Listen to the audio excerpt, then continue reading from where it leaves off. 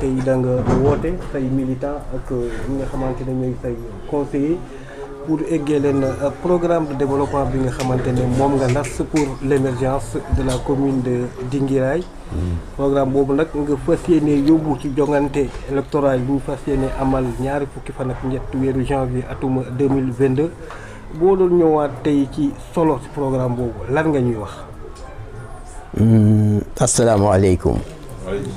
wa rahmatullahi wa barakaatuhu wasalaatu wasalaamu ala sayyidina Muhammad wa alihi wa ashabihi ajmain.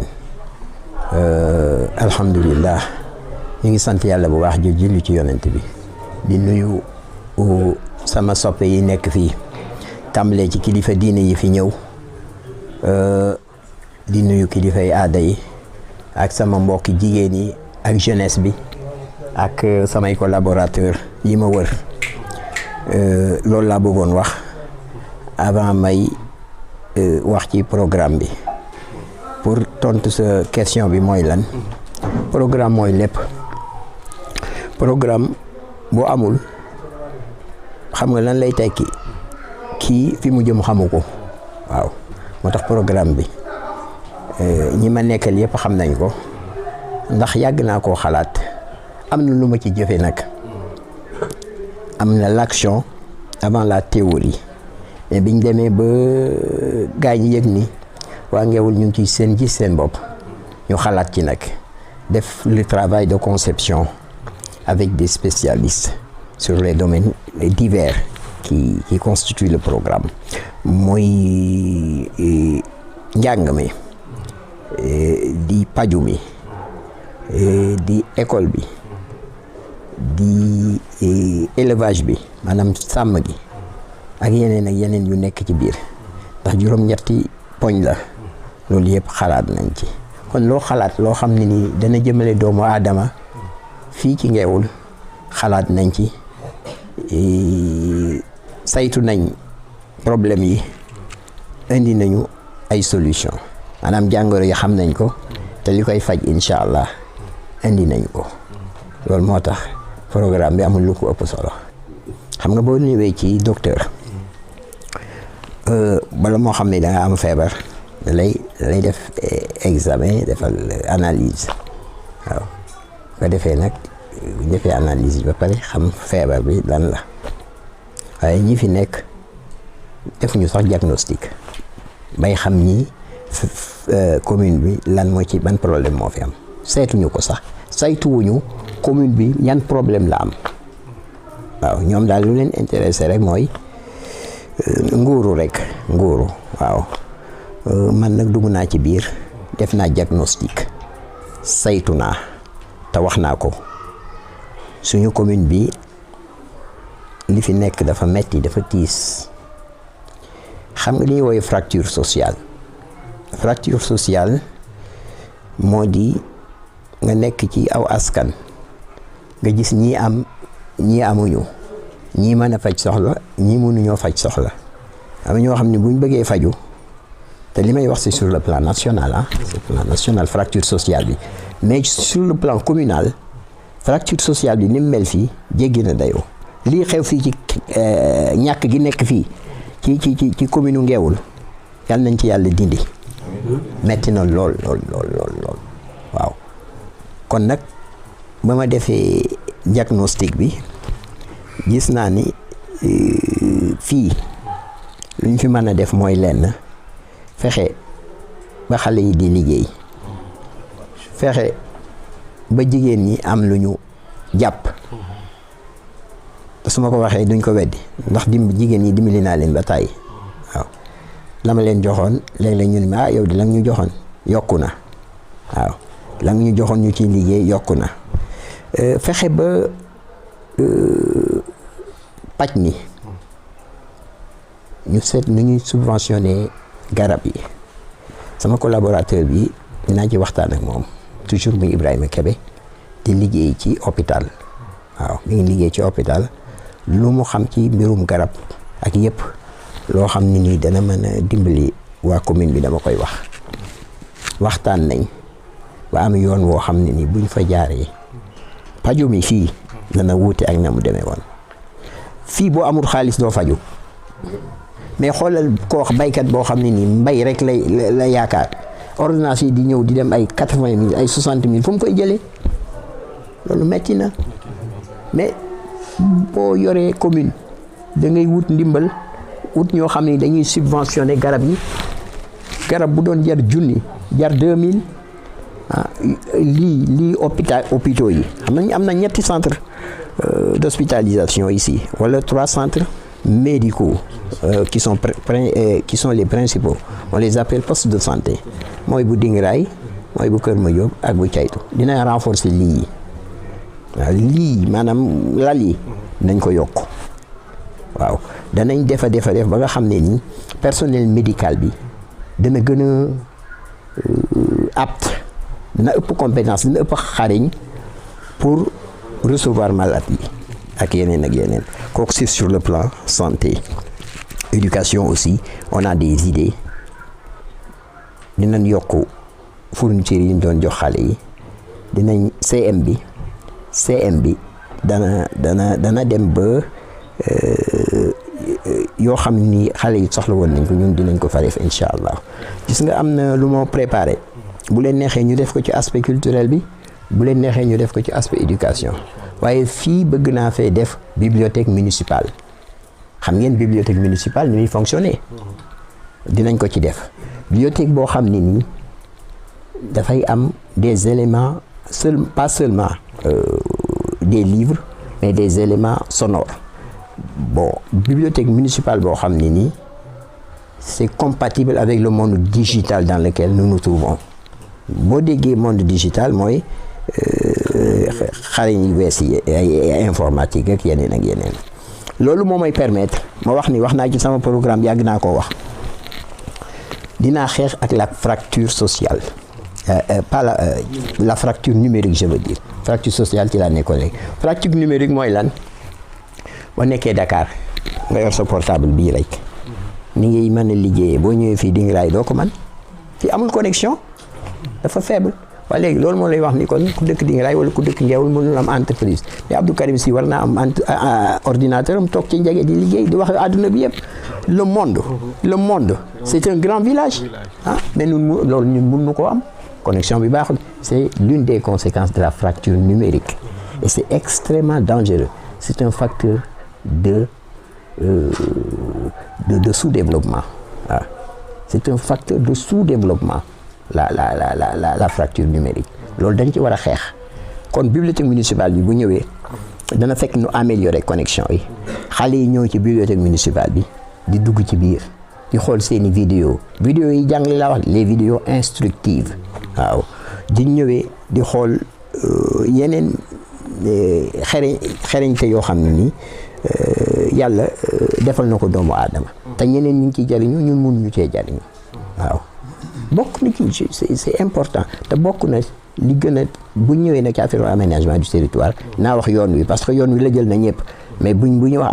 aménagement du territoire dinaa ci wax lu ma gën a wax fii daal mooy fracture sociale ak fracture numérique mooy yi nga xam ne nii moom lay xeex ba mu am dinaa fexe ba sur le plan économique ñu góorgóorlu waxoon naa ko dinaa yokk pouvoir d'achat des gens de la commune ceux qui vivent ici gis nga économistes yi parce que li ma lay wax xam naa ko parce que jàng naa économie taayu crise amee waaye dafa waxoon ne financièrement économiquement faux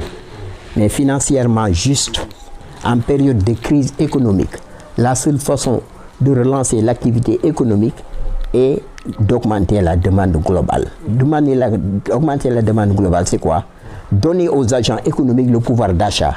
waaw lu mu bëgg wax mooy ñi nekk ci commune bi bis bu seen poste diisee bu ñu soxlaa ndékki bu ñu soxlaa añ bu ñu soxlaa reer am lu des ci poste bi ñu def ko ci épargne bi loolu moo mën a doxal am réew mais loolu ku liggéeyul mënu ko am ku liggéeyul mënul am loolu kon nu nu mën a yokkee koom-koom bi mooy lan ñi nekk ci commune bi fii ci commune bi Dingiraay ñu fexe ba ñu am dara une activité productrice pour pouvoir se tirer d'affaire loolu rek moo ci mën a il faut nit ñi am ci lu ñu jàpp nañu créer ay emploi waaw donc Iba Fall sax nee na ma création d'emploi c'est sur le plan national ma ne ko le grand économiste le théoricien des avantages comparatifs Ricardo boo jàngee macroéconomique xam nga lu mu la wax ce qui est une sagesse dans la conduite d'une nation ne peut pas être une folie dans le domaine communal donc loo xam ne nii état bi benn état xalaat na ko ba mën a doxal état bi ba état bi ci seen bopp loolu boo ko appelé woon fii ci commune bi day dox waaw kon emploi Iba dinaa ko tudd yaa ne fii mën naa fi créer emploi nan laa koy créer mbayum noor mbayum nawet loolu day créer emploi waxtaan ak nit ñi ut ay semence ay jiwu yoo xam ne nii 40 jours lay am mën na am maanaam jiwu 40 jours nga déq loolu mën na am waaye boo xamul xamoo mënoo ko yow defe nga ni jënd moto rek ubbi bitik mooy communication loolu du mënul demal commune foog ngay tukki foog ngay waxtaan ak partenaires yi waaye tarara yor sa moto di wër rek di ubbi ay Wave ki boutique loolu dafa mën a demal commune bi commune day gën a dem dellu ginnaaw rek te ñoom xam nañ ko waa commune bi ñoo ma gën a xam dégg nañ ma 7 ans ci ginnaaw waxoon naa leen ko ne woon naa leen billaahi ndekki woo añoo reeroo tàkkusaan jot nga gis bukki yàlla jox la ndawal nga jox ko bukki bi billaahi di nga fande te la ñu nekk fi nekk ci situation boobu lañ nekk mais nit ñi dañoo sonn nous sommes fatigués nous autres qui sont dans la commune de Dingiraay nous sommes fatigués par cette médiocrité cette manque de vision voilà loolu moo tax ma ne la fracture sociale fu ma koy jaaree nu ma koy defee nu ma koy dindee fii ci commune bi bu ci yàlla àndee man ak samay collaborateurs yi ma wër parce que manum rek man bu doon man rek du ma man dara mais maa ngi ay jeunes cadres yoo xam ne nii wër nañ ma te ils ont fait un travail de conception dans mon programme pour bu soobee yàlla fracture sociale bi dañ ndóol gi dina wàññeeku bu soobee yàlla incha allah yàlla na nu si yàlla jàppale. defe naa ni man musuma am poste Sénégal lu ma am ci mbaaxu yàlla bitim réew la jóge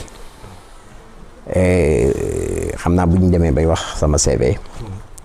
di ngeen xam ni man nitu extérieur la fa laa jànge fa laa liggéey Sénégal yi musuma fee liggéey dara kon ay partenaires tàmbaleel fa ma jànge muy France di Lyon am naa fa ba ma fa jógee di liggéey Allemagne am naa fa benn yoon laa mos a liggéey ci état Sénégal buy 1992 ci ambassadeur bu Allemagne ambassade Sénégal bu Allemagne ku tuddoon Botor Samb nekk l'ambassadeur moo ma recruté woon je suis resté là-bas 18 mois ma ñëw ndax sama waajur moo noppaloo woon li ci des yëpp c'est extérieur bi ma ñëwee ambassade bu Arabie Saoudite jël nañ ma j'ai fait 3 ans à Casablanca ba ma fa jógee ñu yóbbu ma Médine j'ai fait 15 ans là-bas bari na ay jàkk ak yeneen institution islamique yoo xam ne ci sama loxo la jaar mes partenariats soo amee Europe am le monde arabe am Qatar dëkku Ibrahima Kébé bi mu bëgg lool mais kenn ëppul ay partenaire xam nga yow boo waxee diine da ngaa woppal ci naanum soow ndax man mii ci daara lañ ma yaay Dingiraay ji daara la dëkku diine la maanaam ci alxuraan lañ ñu yar ak topp yonent bi sallallahu alayhi wa sallam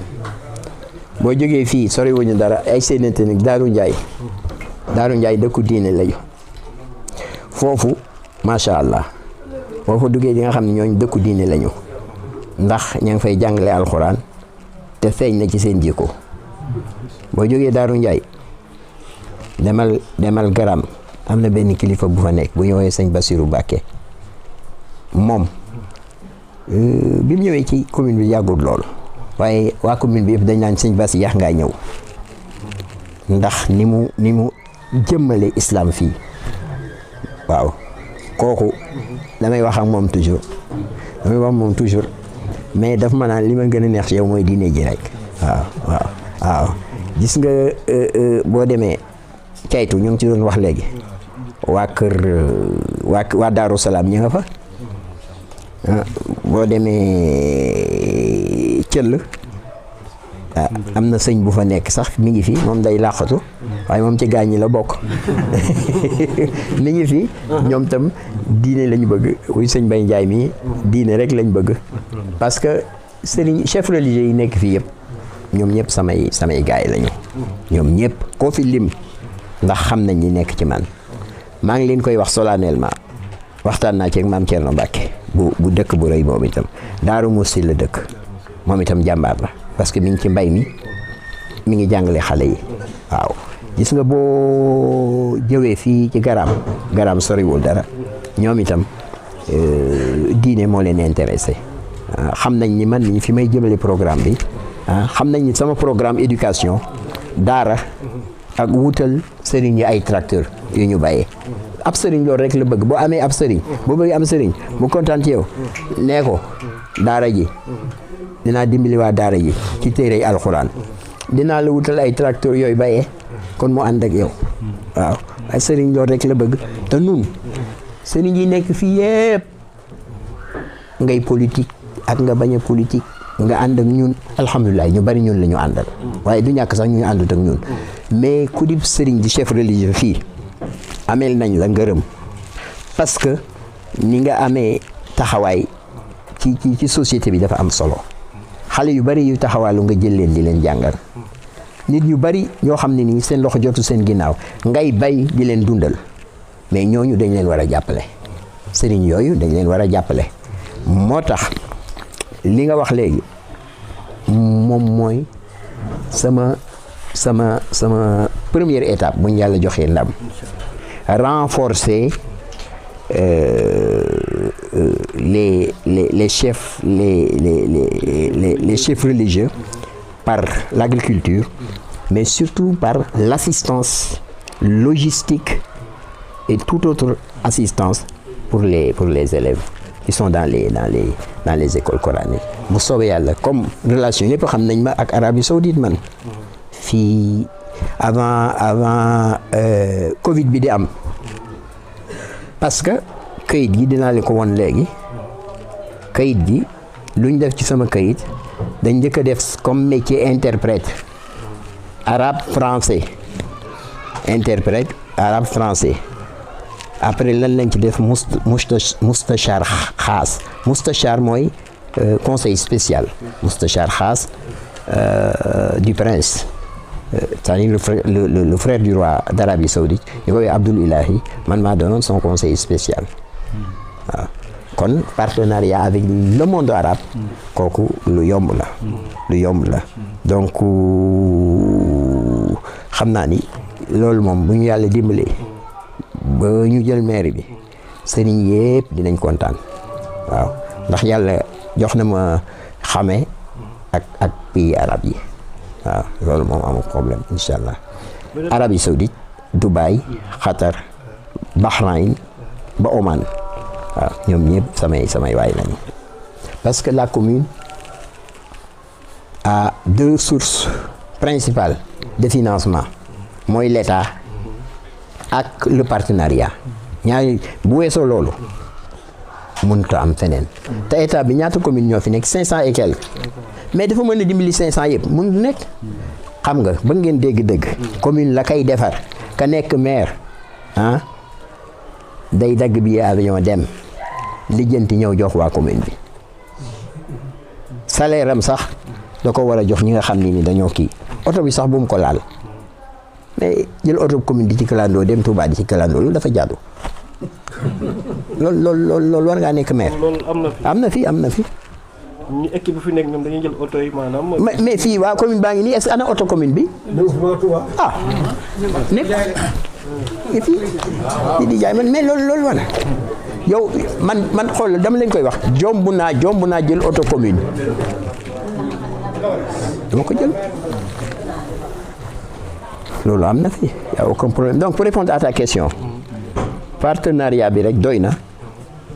pour financer toutes les activités dont a besoin l'équipe municipale pour appliquer sa politique. Néanmoins, l'État est là et c'est son devoir Avec les ressources de l'État, on va combler les lacunes. Mais je ne compte pas sur l'État pour développer la commune de Dinguiraye. Je ne compte pas sur une autre personne, encore moins une ONG. Mais je compte sur mes relations avec le monde arabe et le monde occidental, bien sûr, parce que j'ai vécu en Europe. dafa am loo xam ne kenn du ci jiitu yàlla waaye fii ku fi ñëw ñi fi toog ñëpp xam nañ ni waa commune bi dañuy daanu xam nañ loolu de am loo xam ne nag mbirum yàlla la waaye gis nga comme ni ko Ibrahima doon waxee moo ci nekk nga am ñetti jigéen ah kii jox nga ko dépense li mu togg neexul ki ci des ah gis nga ni moom joxoo ko dépense waaye mi ngi togg di la jox xam nga ni man na ak koo xam ne nii kenn xamu ko wóoluwuñ ko loolu moo fi nekk kon xam nga ki nga xam ne nii mi ngi làmb ci poosam di joxe foog la nii kii ah loolu moo fi nekk laajal leen ñoom xam nañ ñi ngi nii samay stoppé lañu mais duñ ma bàyyi ma wax lu dul dëgg mukk je ne suis pas démagogue loin de moi la démagogie parce que man nitu diine laa yaa ayyuhal lazina amanu lima taquluna ma la tafaluna kabura maqtan indallahi an taqulu ma la tafalun yàlla nee na ci alxuraan yéen ñi nga xam da ngeen a gëm lu tax ngeen di wax loo xam ne du ngeen koy def kuy wax loo xam ne ni naroo ko def nar yàlla am na lum la jàppal yàlla kontaanut ci yow te yàlla nañ yàlla musal ci loolu man lu ma wax mais pour lan ma may pousser may politique man may dugg si politique dama wut teraanga. mais justement parce que yow yaa ngi nekk ci climat bi nga xamante ni diine la te ñëpp xam nañ ni politique wala nuñ koy defee fii ci réew mi moo wax dëgg yàlla moom daanaka xaw na ñaaw trop ànd na naka la nitu diine war a bàyyi lépp lu jëm ci diine buggu ñëw ci champ politique bi nga xamante ne c'est pas son terrain de jeu. parce que la politique j'ai toujours à le dire. La politique est gouvernée par deux axes, l'éthique de conviction et l'éthique de responsabilité.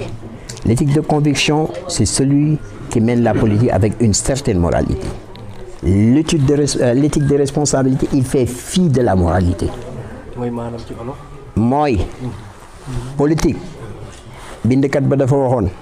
bu ngeen bëggee am nguur gu baax Platon ci dans la République am naa jàng téere bi que les philosophes soient rois ou les rois soient philosophes ah donc philosophie mënul ñàkk ci koo xam ne nii da ngaa bëgg a jiite ah léegi man bi ma ko xalaat ko ma ne mais man waruma seetaan ndax suñu yonent bu tedd bi nee na ku gis lu ñaaw da nga ko war a xeex ak sa loxo boo ko mënut ak sa làmmiñ boo ko mënut nga ñaawul ko ak sa xol mais man egguma foofu. am na ñoo xam ne nii li ma xalaat la ñu xalaat nee nañ dañuy ñëw ànd ak yow dindi lii fi nekk xam nga ni man ñëw ma fi pour def une carrière politique defuma ko mais lii fi nekk naa ko xeex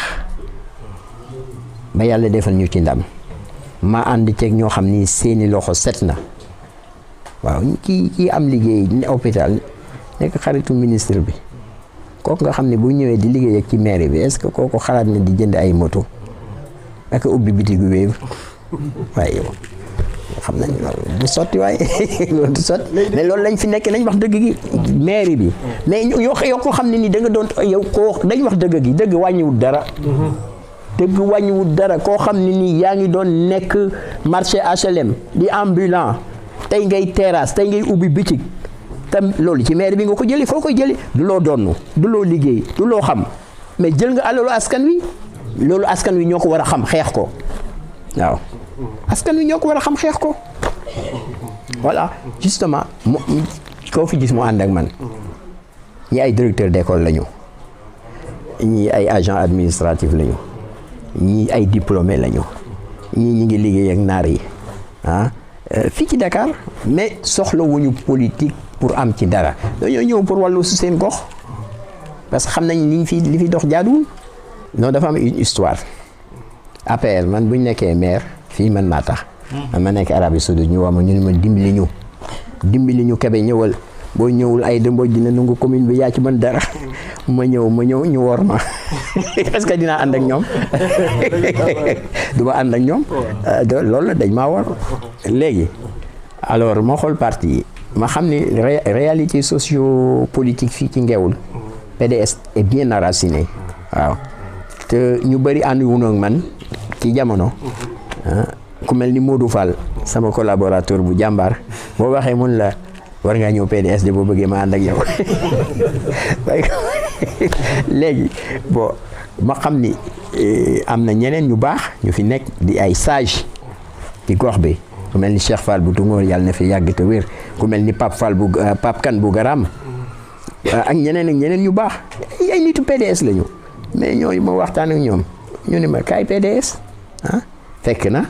man du ma dugg ci parti te du ma xam l'idéologie la profession de foi de ce parti man j'aime le libéralisme en tant que doctrine économique lire naa lu bëri ci libéralisme waaw donc man naa ànd ak PDS ça ne me coûte rien ànduma ak PDS pour gagner mairie bi dégg nga après uti leneen dama ànd ak PDS par billahi su ma demoon man dong sans parti du tee nu gagner ñun parce que ñii am na ñu bëri xamuñu PDS xamuñu PS xamuñu leneen man rek la ñu xam ba ma ñëwee man leen ban parti lay aw ñu ni ma foo aw ñu aw fa gis nga le parti nazi de Hitler bu ñëwoon nga ànd ak moom ñu ànd ak yow waaw donc pour répondre à ta question il y a des raisons politiques voilà je veux dire à l'APR que la trahison c'est pas pour les grands hommes une grande âme ne doit pas trahir maanaam wor waaw mais di wor dafa am responsable APR yu nekk fii ay workat lañu moo tax ma won leen ginnaaw waaw benn ñaar PDS dafa am réalité sociopolitique fii ci Ngéwul ñett jàng naa doctrine libérale économique parce que le PDS est un parti libéral le libéralisme am na nu ñu koy doxee jël ci recettes yi ñu soxla mën nañoo amal njariñ loolu moo tax ma jël PDS xanaa da ngaa bëgg nax waa commune bi mais na ngeen lànk ku dégg loolu rek war ngaa moytu kooku xaw ma commune bi waaye diw xam na ko yóbbu na ma fu nekk mais non du noonu ay askan boo bëggee ñu jox la seen kàddu da ngay nekk ak ñoom ay ati at man depuis 8 ans maa ngi ci terrain bi liñ ma waree mënoon naa wax ni damay bàyyi mais loolu taxul parce que doomu aadama sax boo ko dee dimbali yàlla diñ ci am tuyaaba yàlla voilà loolu la c'est ça kon nag waa militants yi ak kilifa yi maa ngi leen di sant bu baax ci ñëw bii ngeen ñëw pour wax leen li ma nar bu ngeen ma joxee seen kàddu am naa ci njort bu rafet ndogalu yàlla rek la ñuy xaar waaye ku toog fii xam nga ni ñun yaakaar nañ bu baax yàlla na yàlla dëggal suñu yaakaar yàlla rek moo man bu ñu naagu mukk ndax mbir mi moomuñu ko yàlla ko moom nañ continuer liggéey waaw di leen wax ne lépp lu ma leen wax rek dinaa ko def waaw bu soobee yàlla du ma dellu ginnaaw ci li ma doon wax te li ma gën a intéressé nag mooy commune Dingiraay ñoo xam ne ay mbokk lañu kenn mënuñoo xar kenn mënuñoo xaaj waaw nanu gën a góorgóorlu rataxal diggante yi waaw nit ki dina bañ a ànd ak yow politique sax mais bul ko mere am na ci droit waaw nit ki na nga ko jox àqam ci yow donc man damay def politique par conviction defuma politique pour ut lu ma am ma wax sama militants yi seen jàmm mooy sama jàmm waaw fasuma yéene noppalu benn yoon tant que neewuñu Kébé ak ñi mu àndal soppi nañu gox bi yàlla indi fi naataange xol yi juboo mbokk gi gën a baax ñu dund jullit dund gor waaw gor mooy lan rek nga yëg sa moroomum jullit di jëflante moom jëflante bu baax loolu la rek